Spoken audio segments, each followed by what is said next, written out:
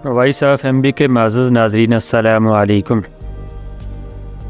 آج ایک اور معلوماتی ویڈیو لے کر ہم آپ کی خدمت میں حاضر ہیں۔ آج کی ویڈیو میں ہم آزاد کشمیر کے خوبصورت سیاحتی مقام شاردا یونیورسٹی کے بارے میں بات کریں گے۔ دارالحکومت مظفر آباد سے 136 کلومیٹر کے فاصلے پر واقع 3000 سال قبل مسیح میں آباد ہونے والی تعلیمی درسگاہ، جسے کشان قوم نے آباد کیا، جو وسطی ایشیائی قوم تھی جو یہاں آ کر آباد ہوئی، اس قوم نے اپنی ایک نئی دیوی کی تخلیق کی جس کا نام شاردا تھا۔ اسی وجہ سے اس علاقے کا نام بھی شاردا ہوا، کیونکہ یہ قبائل بدھ مت اور شیو مت کے پیروکار تھے۔ انہوں نے یہاں اپنی نئی دیوی شاردا کے نام پر ایک بدھ مت کے علم کی نئی درسگاہ بنائی، جس کے آثار آج بھی یہاں ملتے ہیں۔ یاد رہے کہ دریائے نیلم کا پرانا نام بھی کشن گنگا تھا، جو اسی قوم کشان کے نام پر تھا، جو آج بھی اس قصبہ اور کشمیر اور دیگر پاکستان اور ہندوستان میں بڑی تعداد میں آباد ہیں۔ یہاں ناگا اور دراوڑ قوم بھی آباد رہی ہے۔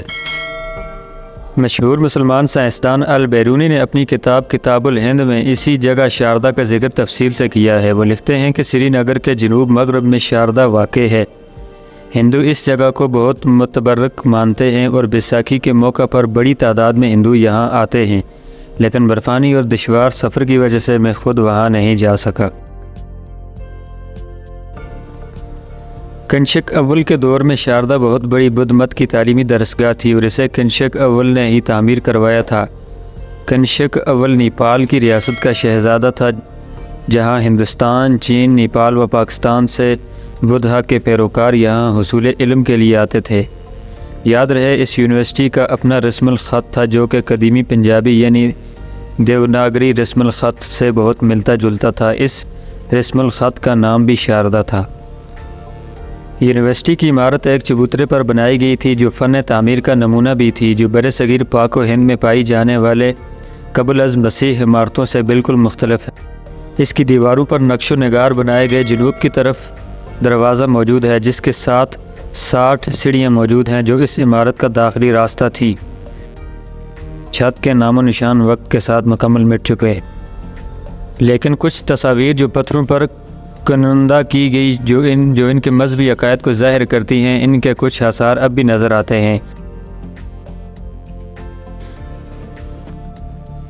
یہاں ایک تالاب بھی ہوتا تھا، جس کا پانی 2 کلومیٹر دور سے یہاں لایا گیا تھا، جس میں بدھا کے ماننے والے غسل کرتے اور بیماریوں سے شفا حاصل کرتے۔ ماہرین کے مطابق یہ پانی سلفر اور دیگر جڑی بوٹیوں کا مرکب تھا، اس لیے زیادہ تر جلدی امراض والے یہاں آتے اور غسل کرتے۔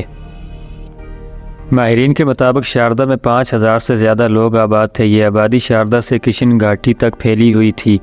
کشن گھاٹی، جو اس یونیورسٹی سے 3 کلومیٹر کے فاصلے پر موجود ہے،